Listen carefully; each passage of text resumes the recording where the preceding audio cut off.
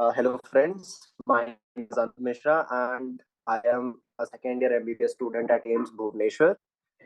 My rank in NEET 2022 was AIR 87. Okay, so let's proceed now. Today, we are going to look at this chapter, Redox Reactions. This is a very basic chapter of physical chemistry, and usually you get a question from this chapter in your JEE Mains. So, as we are preparing for JEE Mains, let's start this chapter. First, we'll just look at some brief concepts, and later on we'll deal with the question and answers of JEE-Main previous sessions. Okay. So there are in chemistry there are a lot of different kind of reactions. One of them is a redox reaction. In redox reaction, basically what happens is once substance is reduced, on other substances oxidized. That's why it is called redox. Reduction and oxidation is happening simultaneously. And you like illustrate a few uses, so they are like very useful in pharmaceutical, biological industry, metallurgical, agricultural areas, okay, and environmental issues like hydrogen economy, development of ozone hole, okay, all these are redox phenomenon. Even in your body, you see a lot of redox reaction, and they are very important in driving the metabolism of your body, okay. That is the importance of redox reactions. Moving on, let us move to the classical idea of what a redox reaction is. We'll describe oxidation and reduction separately using different terms.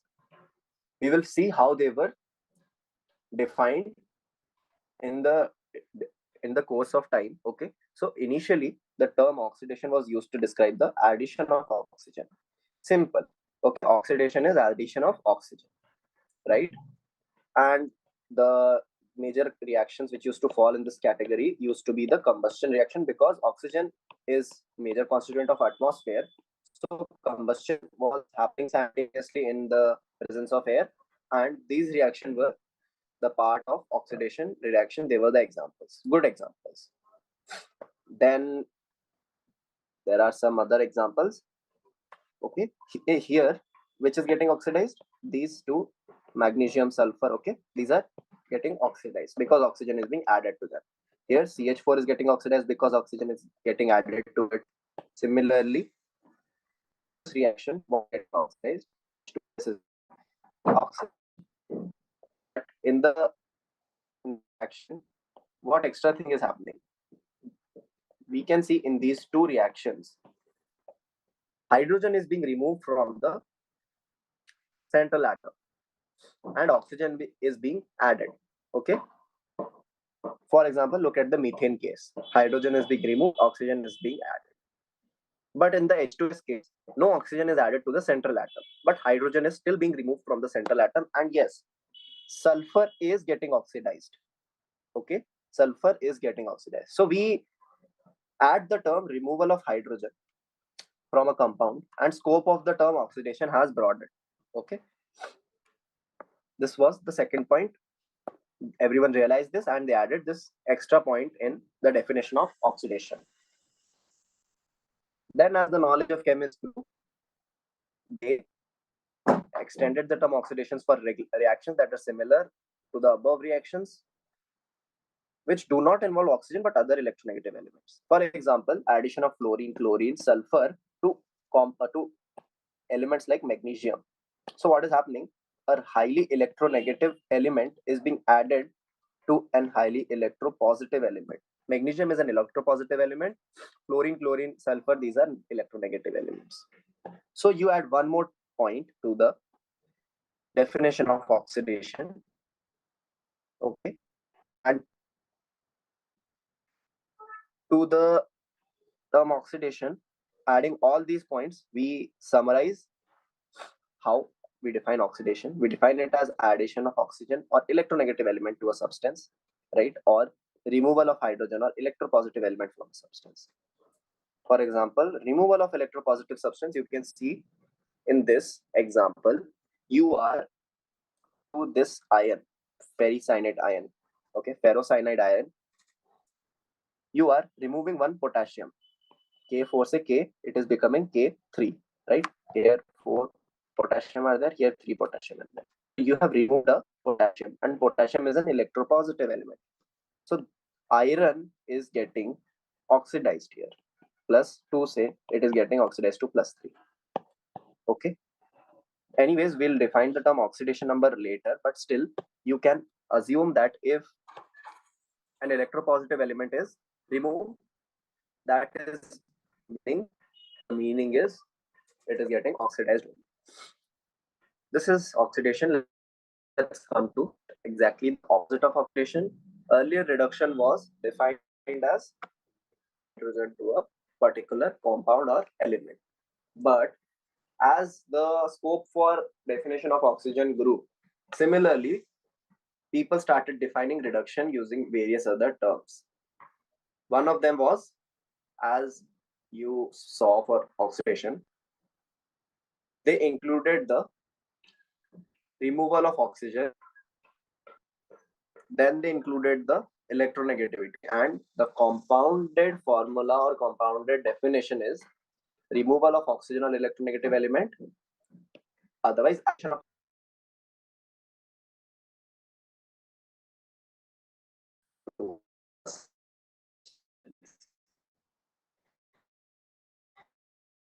this is let us use in this example what is happening, which of here remove oxygen electron is having two, and this compound is getting reduced.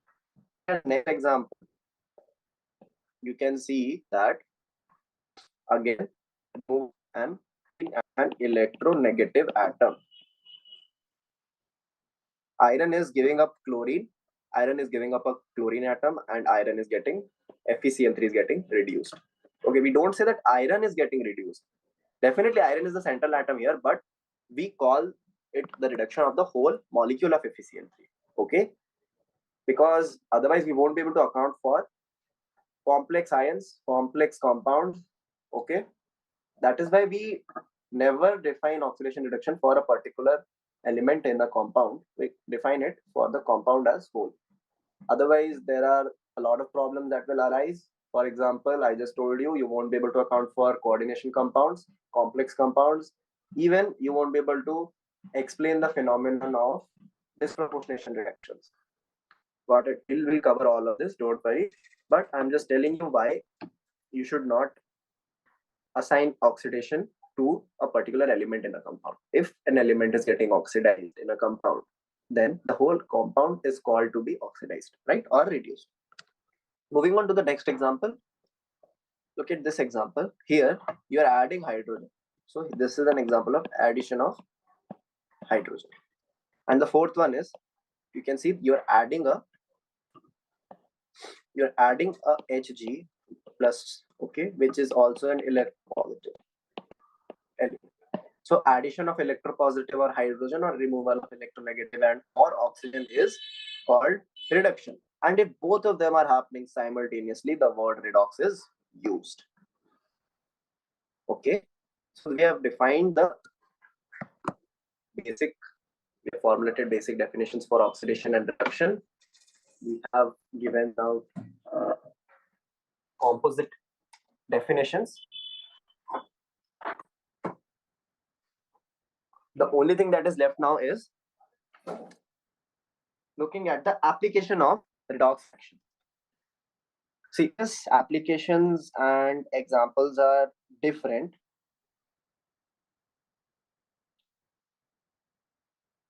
Uses, applications, and examples are different in the sense that all of them pertain to a different term. We just saw uses of redox reaction before starting the chapter.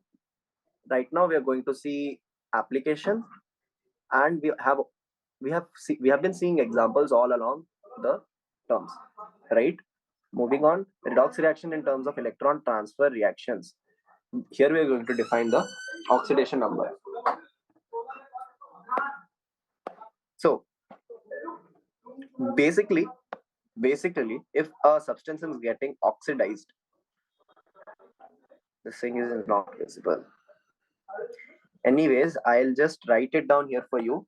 If a substance is getting oxidized, for example, sodium solid plus oxygen gas is converted into this. Okay, this is the solid that is being formed. Here, if I assign, this is an ionic compound, I assign charges, these are the charges. Here, the charges were at 0. What has happened? What has happened that sodium has given electrons to oxygen, kind of. That is why sodium has a positive charge and oxygen has accepted electrons. So net we will talk about sodium has lost how many electrons? 2 electrons, because we balance the reaction, it will be 2 sodium and 1 by 2 oxygen. Net sodium has lost 2 electrons, and loss of electrons is associated with the term oxidation. In layman terms, if a thing is, there is something called the oxidation number. Sodium is having a positive oxidation number, oxygen is having a negative oxidation number here. So minus is less, definitely that oxidation number is less than the one which sodium is having. So if oxidation number is increasing, oxidation oxidation number is increasing,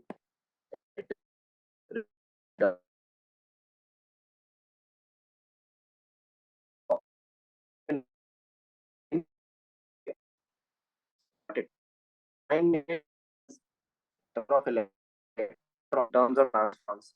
What define will define addition as electron, reduction as a. Okay. Now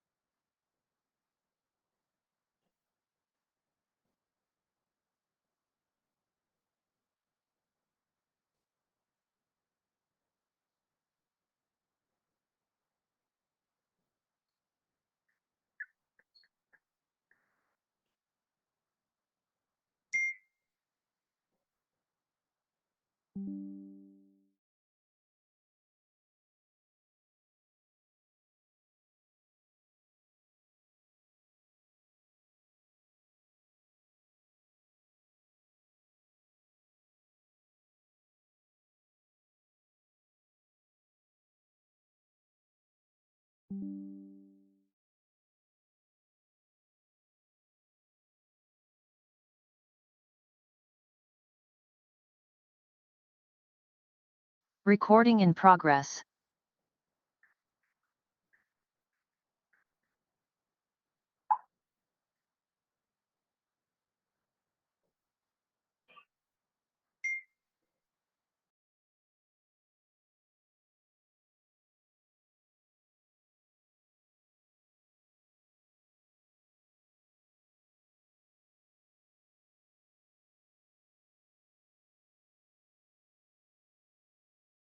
Yeah, so we were talking about what oxidation is in terms of your loss and gain of electron. Simply, you can cause oxidation as loss of electrons and reduction as gain of electron. And I showed you an example of how what is an oxidizing agent. Similarly, in the same example, if I write the same example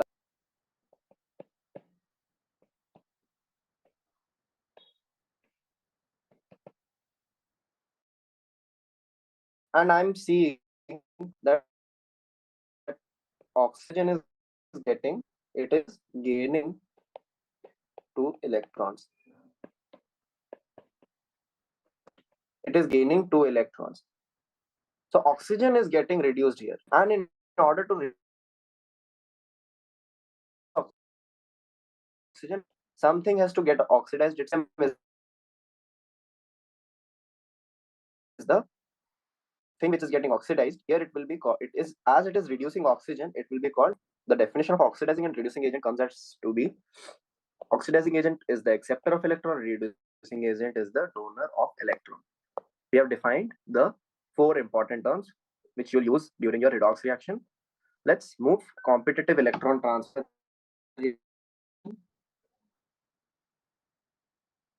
Okay, so what is happening in a competitive electron transfer reaction is, suppose you're putting a zinc rod in a copper sulfate solution. Okay, this is a copper sulfate solution. You're putting a zinc rod inside it. What will happen after some time? Copper will be deposited on the zinc rod and it will become a zinc sulfate solution. So what has happened? Copper plus 2 was in the solution and zinc was in the rod. But finally, zinc plus 2 has come in the solution and copper has come in the rod. So the reaction comes out to be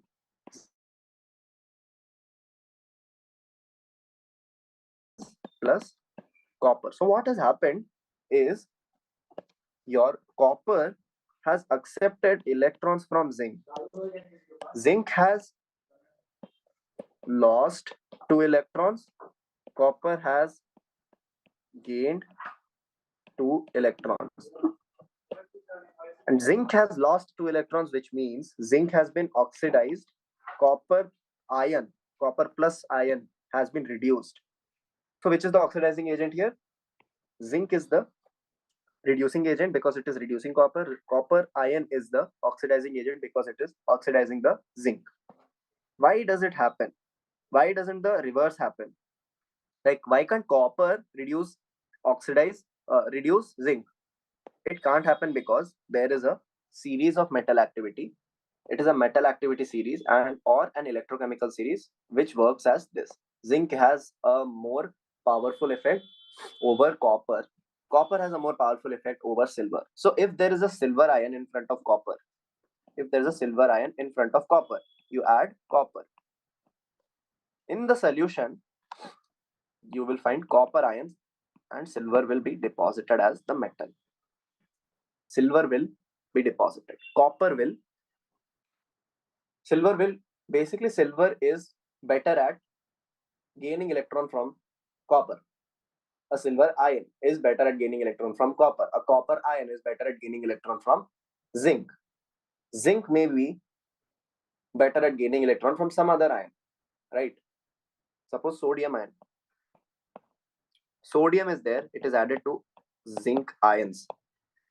It will change into sodium ions and zinc because sodium is even more higher in the electrochemical series. So you have to remember this electrochemical series. Basically, the whole series you'll learn in 12th in electrochemistry. Right now, just these 3 elements, at least you should remember the order. Zinc is the most strongest, silver is the weakest. Oxidation number, I already told you what oxidation number is. I already told you what an oxidation number is and how you define oxidation and reduction based on that. If oxidation number is increasing, how do you assign oxidation number? Okay, right. Look at these 2 elemental forms of hydrogen and oxygen. The oxidation number assigned to them is 0. But when they turn into H2O, due to electronegativity difference, there is a oxidation number generated. Of course, they don't exist as ions like this, but still you assign an oxidation number of +1 and +2 to +1 and -2 to hydrogen and oxygen respectively in a water molecule. Similarly, in HCl molecule, you assign +1 and -1 to hydrogen and chloride. Okay, these are how oxidation numbers are assigned. So general rule of thumb, we'll just look, all halogens will usually have -1 oxidation number in a compound. All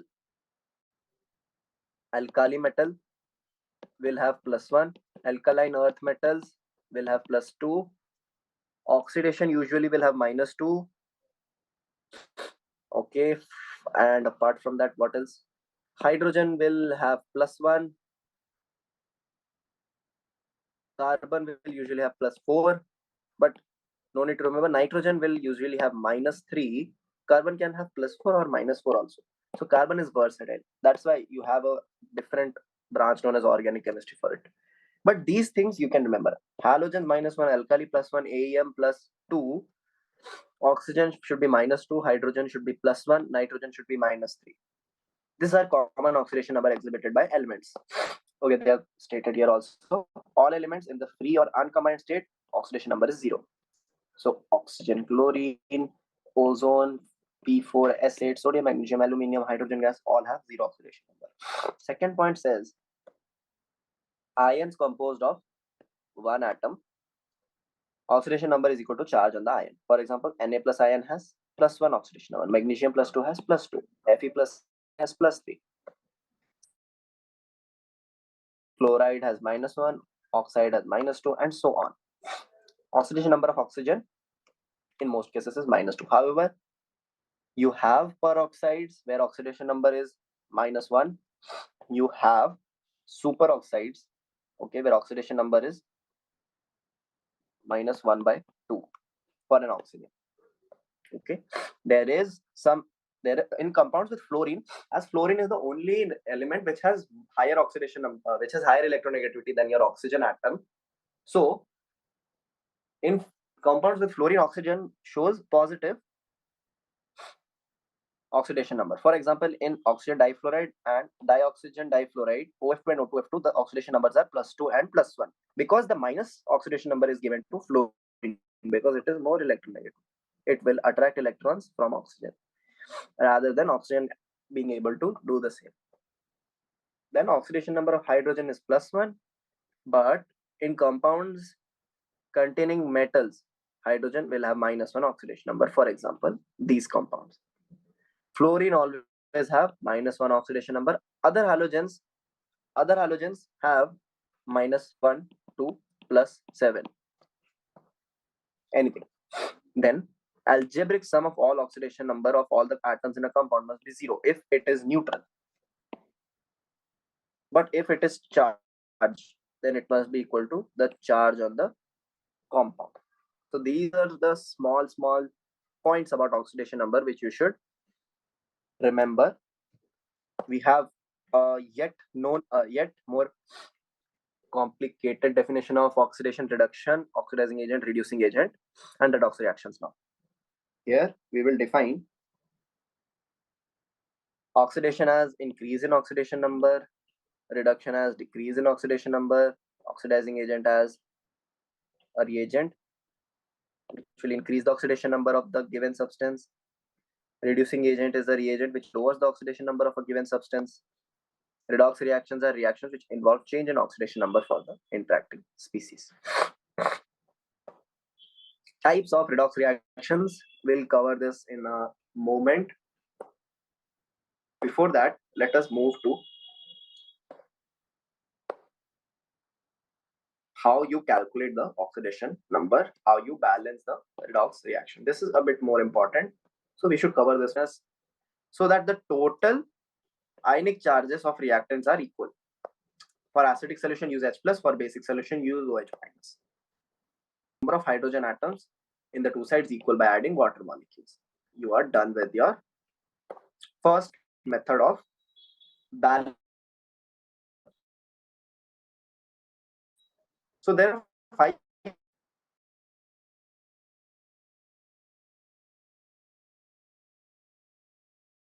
and a common number for each of them and balance out every reagent, every charge, and every hydrogen atom in both sides of the equation. The next one is half reaction method. So basically, you into an oxidation half and a reduction half. In the oxidation half, you just write the reaction in which oxidation is being shown, and in the reduction half, reduced.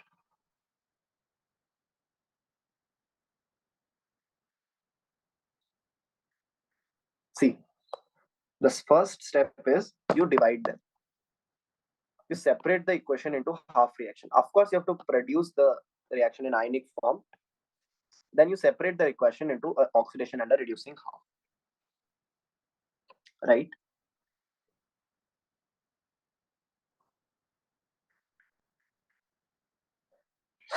After doing that, the third step will be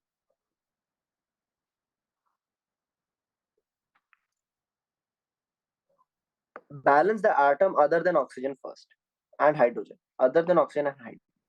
For example, balance chromium, iron, whatever is there. Other than hydrogen atoms and oxygen atoms, then the electrons in the both oxidation and in the reduction half. Okay. Equalizing electrons means you have to multiply the equation by suitable terms so that the total electrons involved in the oxidation and in the reduction half are equal.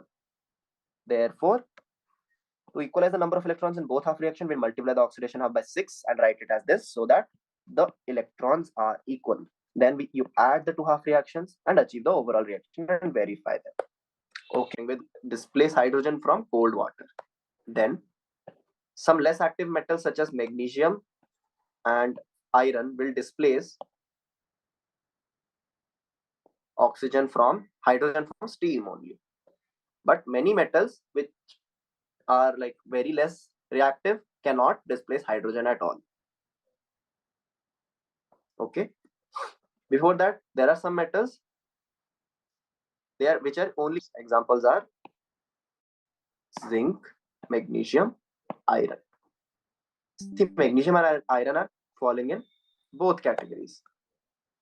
But there are some metals which are like basically not able to displace hydrogen from acids. Okay. These are silver, gold. They do not react even with hydrochloric acid. Next, we discuss the case of halides. First, fluorine. Fluorine is so reactive that it can replace chlorine, bromine, iodide ions in the solution. Fluorine is so reactive that it attacks water and displaces the oxygen of water. Given as the example. Chlorine can only displace bromine and bromide and iodide ions. Similarly, bromine can only displace iodide ions and iodine cannot displace any other halogen. Okay. Then halogen displacement reactions have distinct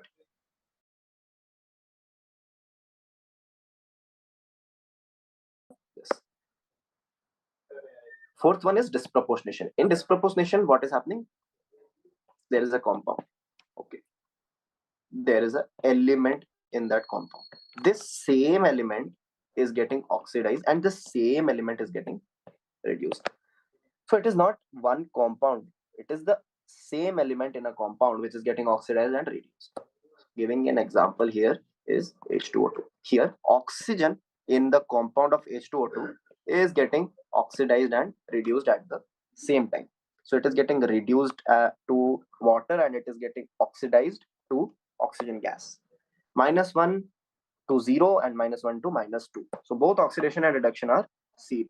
Similar examples are also given here. Okay.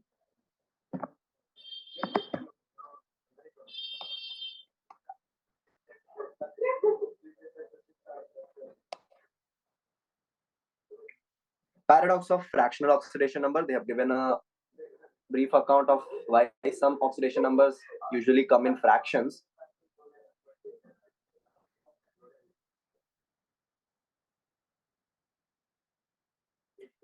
The thing is, if there are three atoms of the same element in a compound, all three atoms might not be existing in the same oxidation state.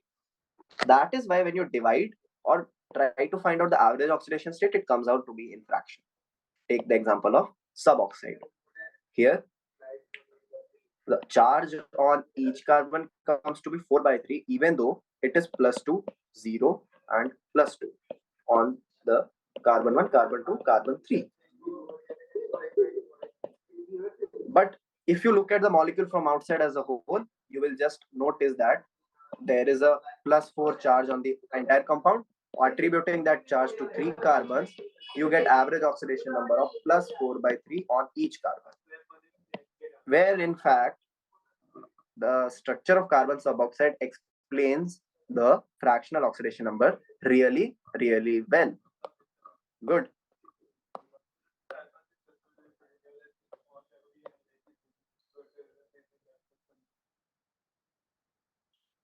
Then redox reactions as the basis of titrations.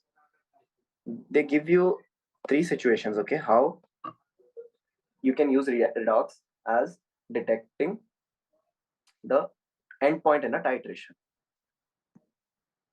First example says the reagent itself is intensely colored, and the example is permanganate ion. So when the permanganate titration is happening, okay, you're using permanganate as a reagent in the titration, and it suddenly turns to the permanganate suddenly turns to Mn+2. Okay, at the end point, it suddenly appears as a tinge of pink color. When the permanganate is detected in the endpoint, at the endpoint, what happens is some substance which has to be oxidized, you are dropping permanganate drop by drop, okay, and it is oxidizing that substance. When that substance is completely oxidized, it is gone, then the next drop of permanganate falls into the solution that will impart a kind of pink color in the solution, and you will detect it. Now the second point is there is no dramatic autocolor change, but there are indicators which are oxidized after the last bit of reactant is consumed. So there is so here you are oxidizing, again there is a substance which you are oxidizing. Along with that substance in the solution, there is also an indicator. So when you start oxidizing this substance, there comes a point where this substance is completely oxidized. No more of it is available to be oxidized. So next drop of reagent will oxidize what? Your indicator. Indicator will produce color. Got it? Example is the titration of Cr2O7. Then there is another method, and it usually involves your iodide ions. Example they have given here. Iodine gives blue color with starch, okay, and when iodine is detected in the solution, okay, it gives the blue color when the reaction is done. This is only for iodine specifically. Then limitation, I told you last time that limitations are really important. See, oxidation process in recent past has been visualized as decrease in electron density, and reduction process as increase in electron density. And this electron density is very different from your electron numbers and all. So these are not discrete numbers. These are like density of electrons. So you cannot discretely categorize them as change in electron numbers. That is a big limitations, because the process have been evolving in time. Then electrode processes, I told you what happens in electrode. For example, your zinc and copper electrode, if you take a copper electrode in a solution, what is happening?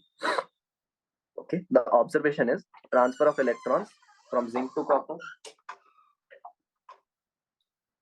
Okay, electricity flows from one beaker to other beaker, and the flow of electricity is continued by migration of ions through salt bridges. What is electrode potential? The potential difference between copper and zinc rod. Okay, that is electrode potential. Standard electrode potential defined at standard states. Anyways, you don't need to pay attention at redox processes at electrodes right now, because we'll cover it tomorrow in our electrochemistry session. So This is the electrochemical series that I was talking about.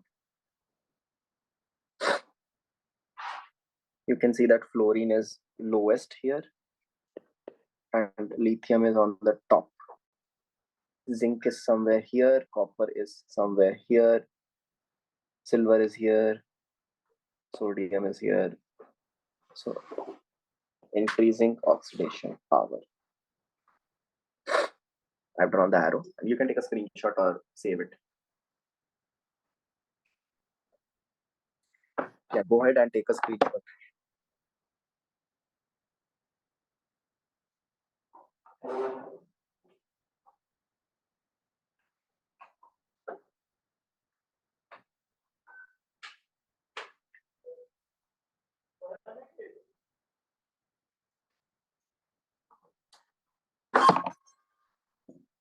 So I hope you're done in the screenshot because we'll be moving to solving the previous questions now.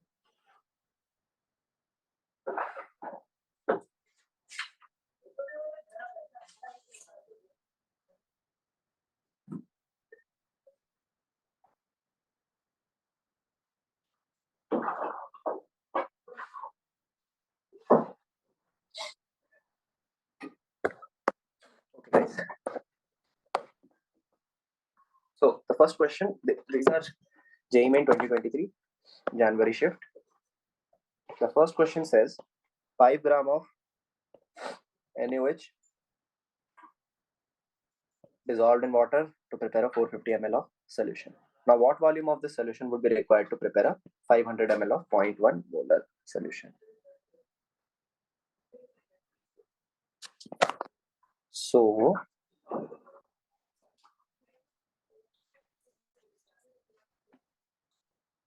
in 500 ml of 0.1 molar solution, how many moles of NaOH will be there? 0.05 moles. And here you have dissolved 5 gram, which is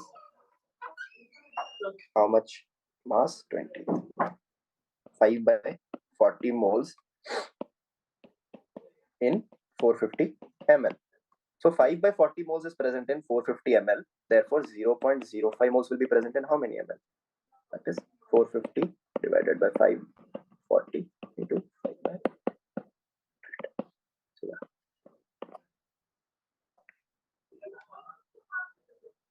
45 into 4, that is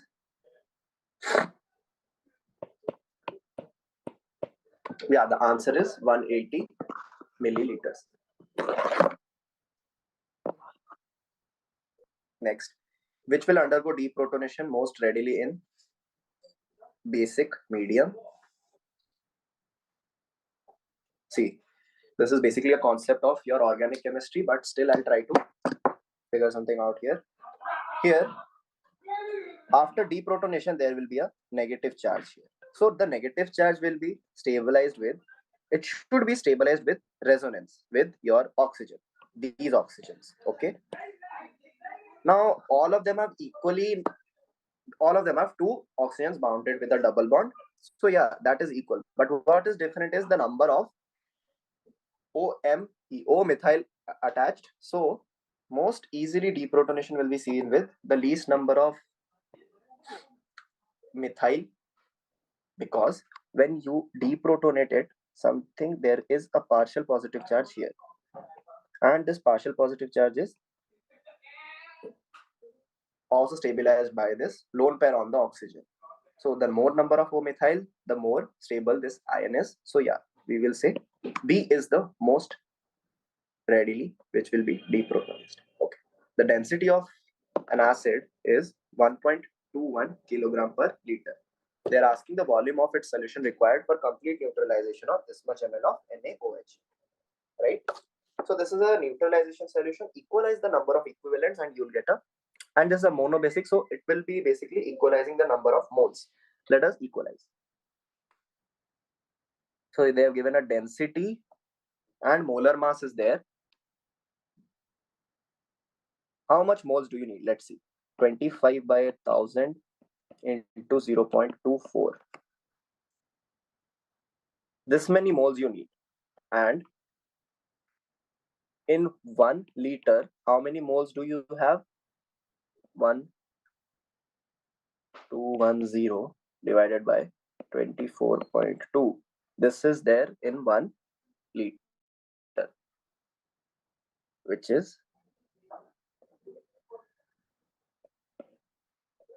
almost 50 moles are present in a liter of this acid, and you only need this much amounts of moles. So how many ml do you need?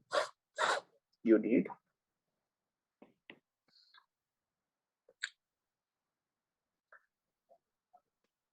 so in 1000 liters this much ml is there. So in 25,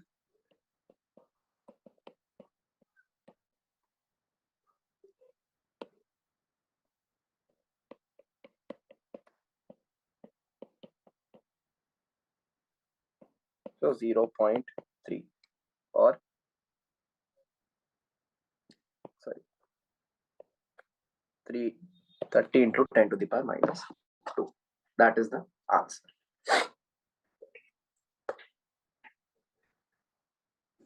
The next question says, an indicator X is used for studying the effect of variation in concentration of iodide on the rate of reaction of iodide ion with H2O2 at room temperature. The indicator X forms a blue colored complex with compound A present in the solution. The indicator X and compound A respectively are. So indicator X forms a blue colored complex with compound A, and indicator X is used variation of iodide. So yeah. So the answer is starch and iodine. We just studied this. See, all the points in NCERT are important because they ask direct questions. If you had not studied the indicator wala concept, you wouldn't have answered this question. Next, the volume of HCl containing this much gram per liter required to completely neutralize NaOH, obtained by reducing 0.69 gram of metallic sodium with water. So they have given 3 reactions here. Let us come to each reaction completely. Metallic sodium with water.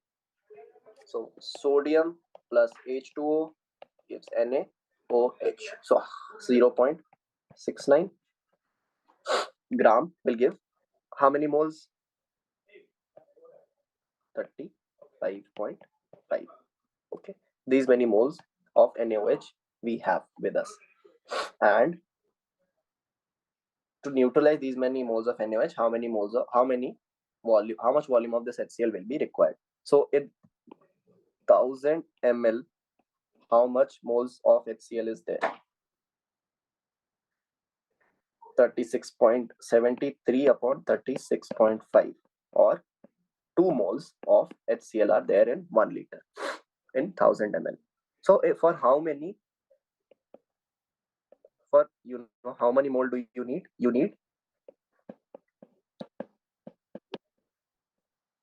35.5. For these many moles, how much volume do you need? So yeah, 1000 by 2 into 0.69 on 35.5. Calculating the answer will come out to be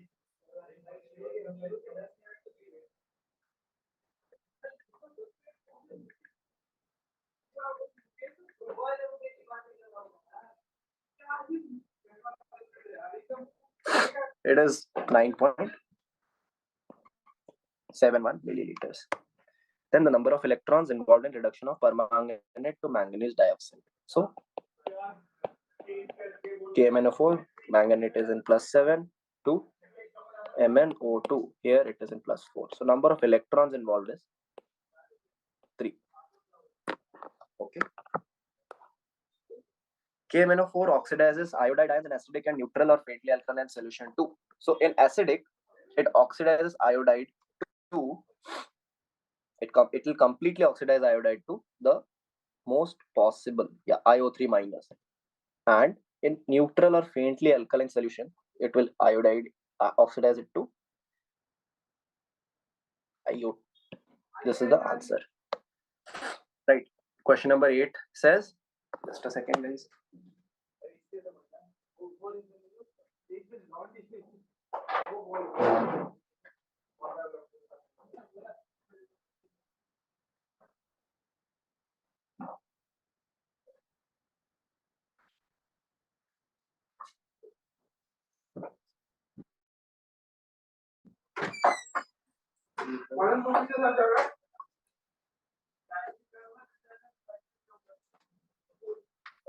So we come to the second last question.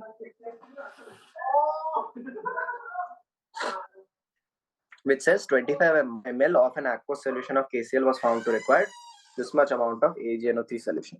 When titrated against K2CO2, K2CrO4 as an indicator, what is the depression in freezing point? See,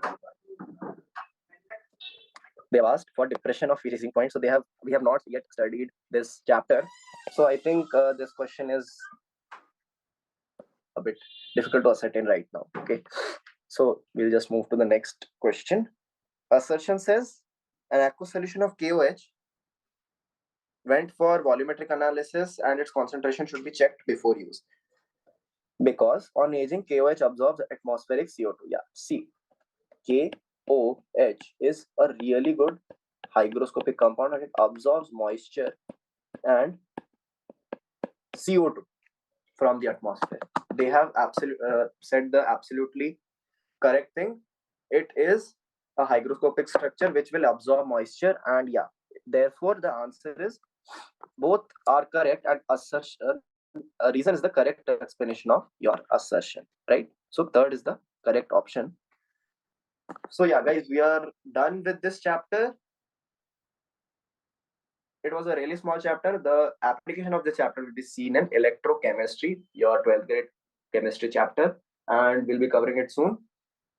And all the best for your JEE Mains January attempt. I wish you best of luck, all the very best, and I hope that you all will keep practicing. Don't lose hope. Everything will be all right in the end.